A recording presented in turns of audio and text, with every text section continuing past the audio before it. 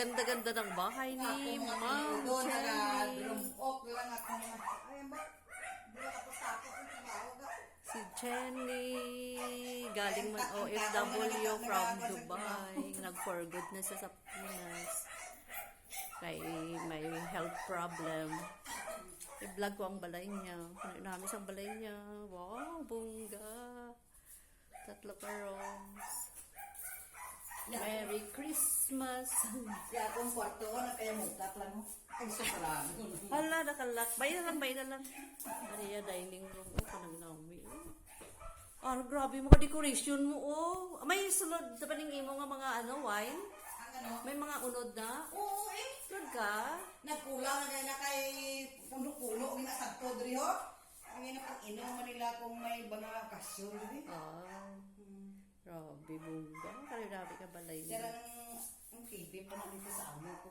Ay, ako may nakuha man ako nga TV to sa amo ko. Ibutang ko to sa kwarto Bakal ko. sila sa dako gid nga TV. Oo. Pila ka TV to na na gipanghaboy sa amo ko. Atong pinakagamay amo to gikuha ko nga flat screen. Pero puro man flat screen pero nang hindi lang garing ang may-ari ng ng bahay. Isa din itong OFW, di ba? Pila gani ilang taon ka gani dagang sa Dubai?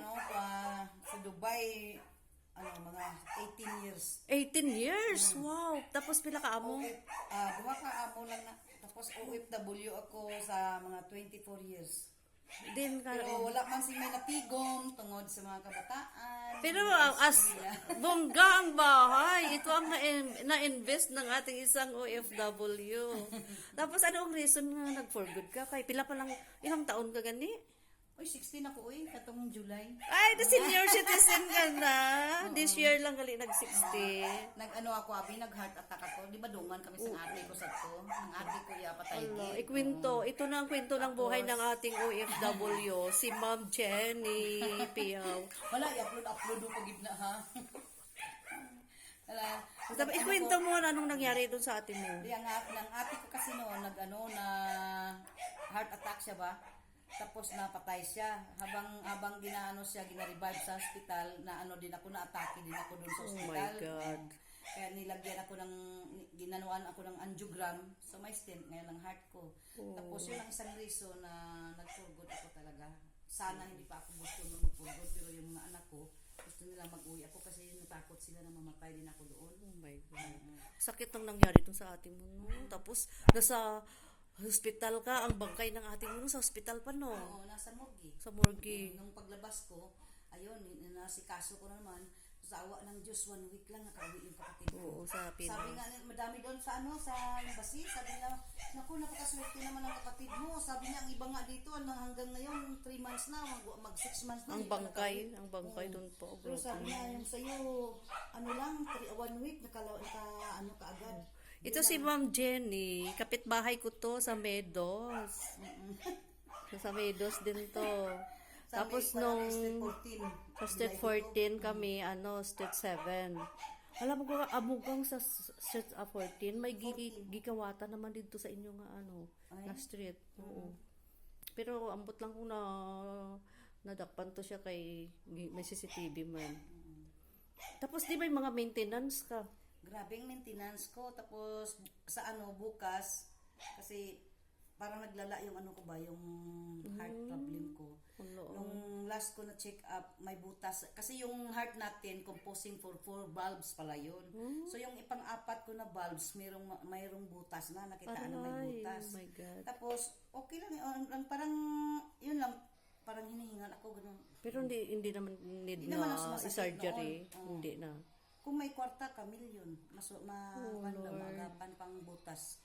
Sabi ng doktor. Need gid ang surgery. Tapos, pagka itong last 3 months, nagpa-check up naman ako. Tapos,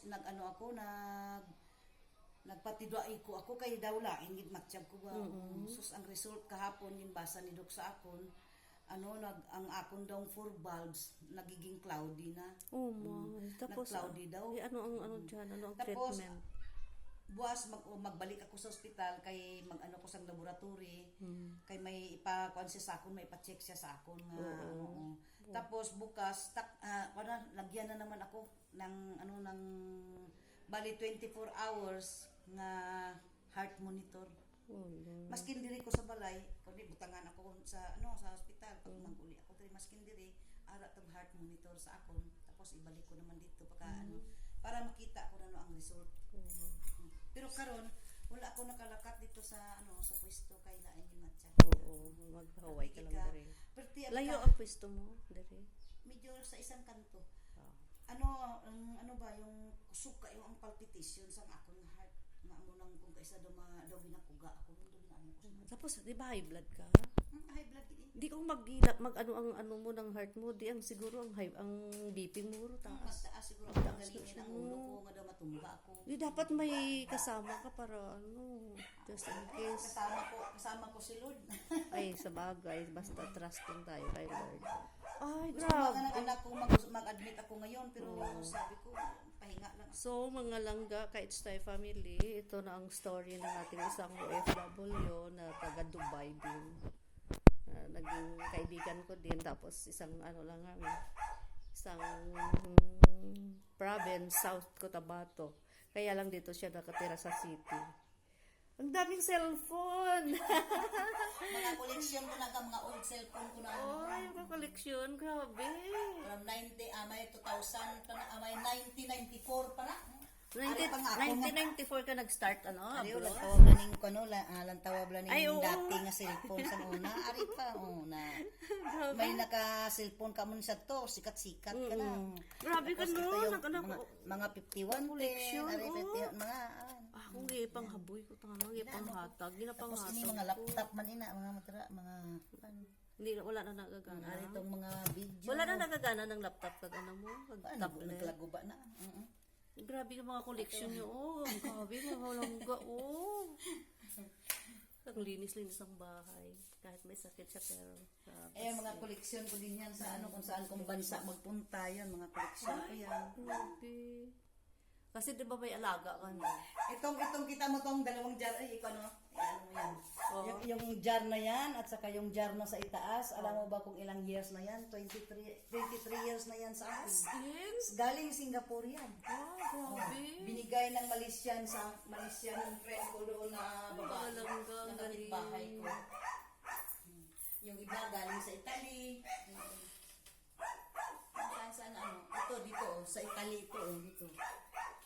Yan. Oh, may ano man from Egypt. Oh. Sa Egypt. Nakapunta kayo sa Egypt? Yung anak ko, Ay, oo. Ay, kumusta pala yung anak mo dun? ganun pa rin ang buhay. Pero patuloy pa rin ang contact niya sa'yo. Oo. Uy, si Bimbim ko nasa Jordan. O, sige. Pero hindi ka ba busy? Mapuli ka pa dito ron?